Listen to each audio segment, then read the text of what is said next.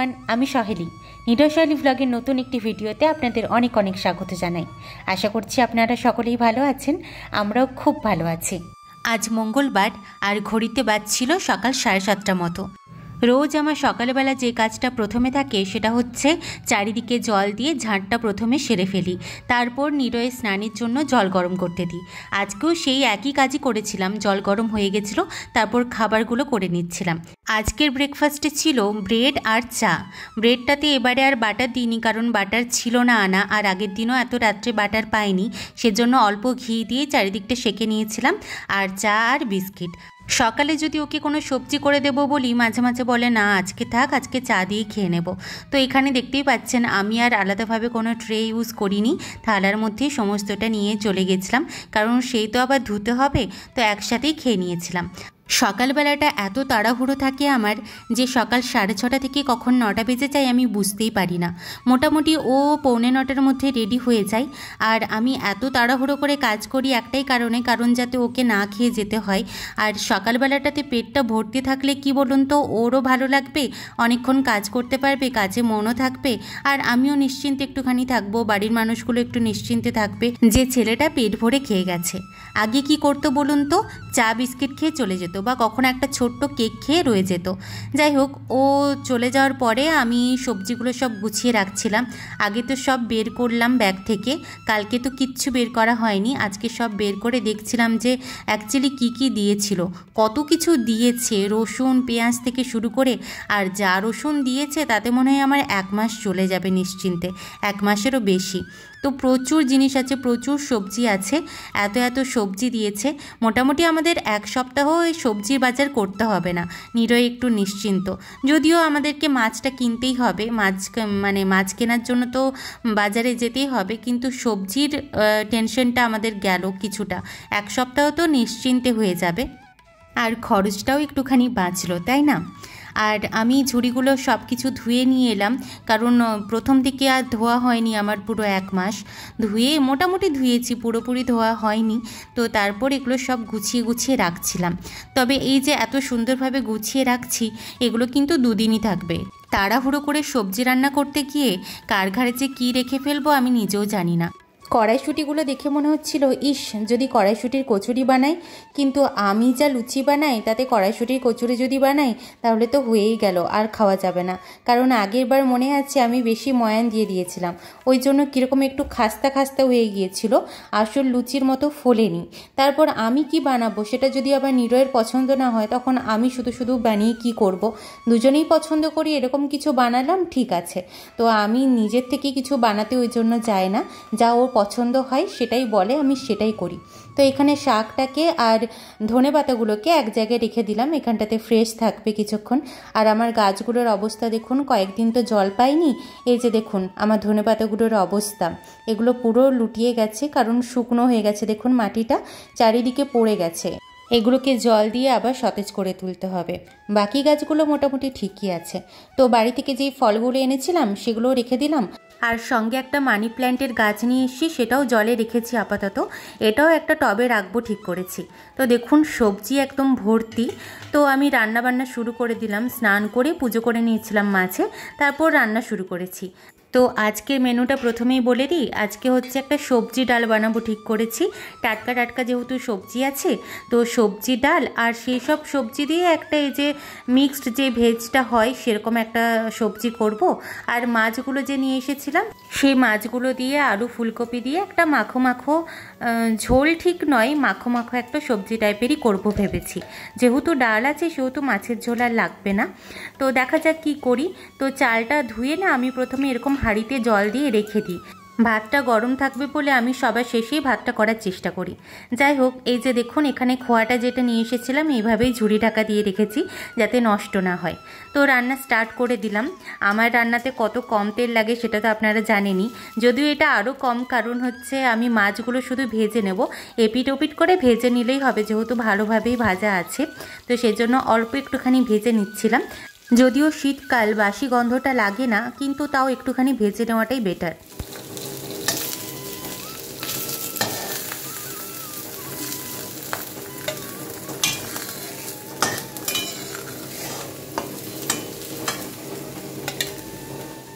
আমি মাছ বেশি কড়া করে ভাজি না, কারণ নিলয় পছন্দ করে না, বলে এত কড়া করে কেউ মাছ ভাজে, খাওয়াই তো যায় না, টেস্টই লাগে না। সেজন্য আমি বেশি কড়া করে ভাজি না, বাড়িতেও সেরকম কড়া করে ভাজা হয় না। আর তারপর এই যে এই সবজিটা আমাদের দুজনেরই খুব পছন্দের। আমি খুব কম তেল দিয়ে রান্না করি, যারা একটু বেশি তেল দিয়ে রান্না করেন তাদের তো আরও বেশি ভালো লাগবে, যেহেতু অনেকগুলো সবজি আছে। যারা সব রকমেরই সবজি খান তারা এই রান্নাটা কিন্তু ট্রাই করতেই পারেন। তারপর আমি ডালটা করে নিলাম, ডালটা জাস্ট ছকে নিলাম আর কি, একটুখানি পেঁয়াজ দিয়ে। আর তারপরে আমি এই পনিরটা কেটে নিচ্ছিলাম। পনিরটা কতটা মোটা দেখেছেন, এত মোটা করে পিস করা যাবে না, এটাকে আমি হাফ হাফ করে নিচ্ছিলাম আবার মাঝে। তারপর এগুলোকে আবার স্লাইসভাবে কেটে নিচ্ছিলাম। এটা মোটামুটি আমাদের 2 দিন চলে যাবে। একসাথে পুরোটা খাবো বললেই হয়তো খাওয়া যেত, কিন্তু আমরা এত খেতে পারি না, সেজন্য আর শুধু পনিরও করব না, কারণ পনিরের যেই রেসিপিটা করার ইচ্ছে থাকে সেই রেসিপিটা আমি এখানে কখনোই বানাতে পারবো না।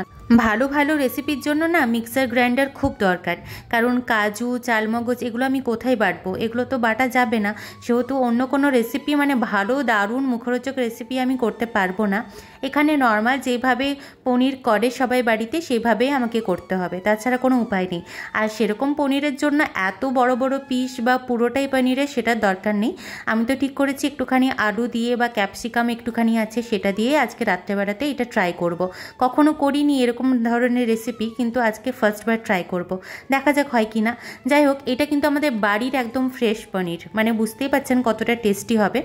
ফাইনাল ডালটা করে তারপর চলে গেলাম এই যে পনিরগুলো ভাজার জন্য। পনিরগুলো ভেজে রাখলে আমার রাত্রেবেলাতে করতে সুবিধাও হবে আর পনিরগুলো নষ্টও হয়ে যাবে না।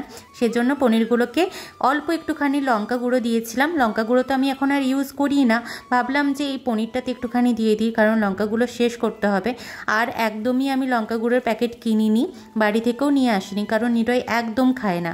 আর আমার এখানে না ঝাল না খাওয়ার অভ্যেসটাও হয়ে গেছে। বাড়িতে কত যে লঙ্কা খেতাম, মানে মুড়িতে ভাতে রাত্রেবেলাতে রুটিতে সবসময়ই লঙ্কা খেতাম।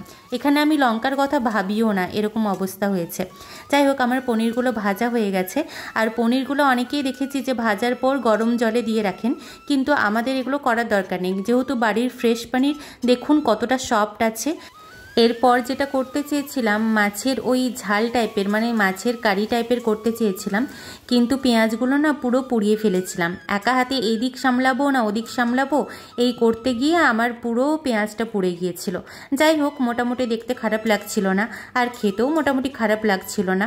এইভাবে আমি কখনো এখানে করিনি, তো এইভাবে করারই চেষ্টা করলাম। সর্ষে দিতে হয়, কিন্তু আমার সর্ষে দেওয়ার হয়নি।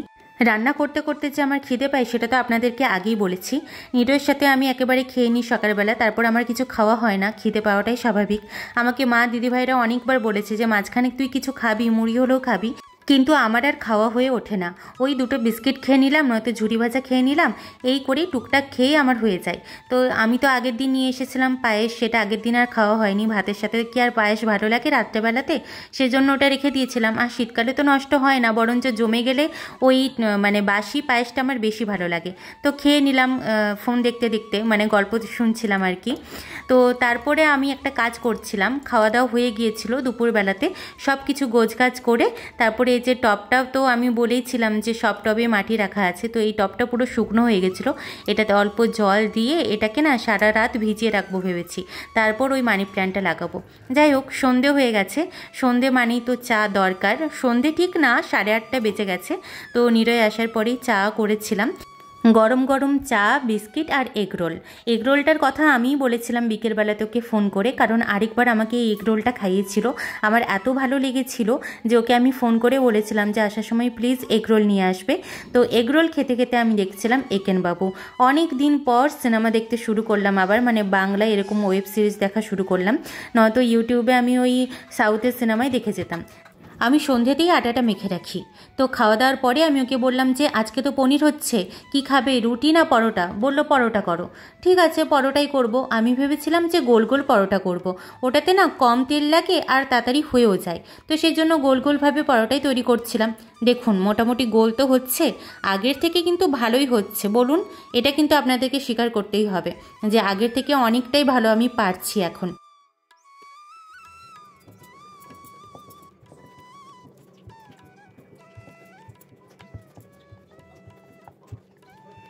আমি কিন্তু ওই ত্রিকোণ ওই ত্রিভুজের মতো পরোটার থেকে কিন্তু গোল পরোটাই খেতে পছন্দ করি। কিন্তু আমি একটা পরোটা করার পর ভাবলাম যে নিরয় যদি খেতে না চাই, সেই জন্য ভাবলাম ওর জন্য এরকম নর্মাল যেভাবে পরোটা হয় ত্রিভুজাকৃতি সেরকমভাবেই বানিয়ে দেবো। তো একটা ত্রিভুজাকৃতি বানানোর পরে ও আমাকে ওখান থেকে হাঁক পেড়ে বলল যে আমার জন্য কিন্তু তুমি চিনির পরোটা করবে। আমি বললাম যে এত চিনি খাওয়া ভালো নয়, দুবেলা কিন্তু তুমি চা খাচ্ছ চিনি দিয়ে। বললো না, তুমি আমাকে চিনির পরোটাই করে দেবে। আপনারাই বলুন, চিনির পরোটা দিয়ে কেউ পনির খায়? আমি সত্যি জানি না কি চাইছে। তো যাই হোক, একটা এমনি পরোটা করার পর আমাকে চিনির পরোটা করতে হয়েছিল। তো ওর জন্য আমি 4টে রুটি নিই আর আমার জন্য 2টো। তো ওর জন্য কি করলাম, 2টো এমনি নর্মাল পরোটা করেছিলাম আর 2টো চিনির পরোটা করেছিলাম।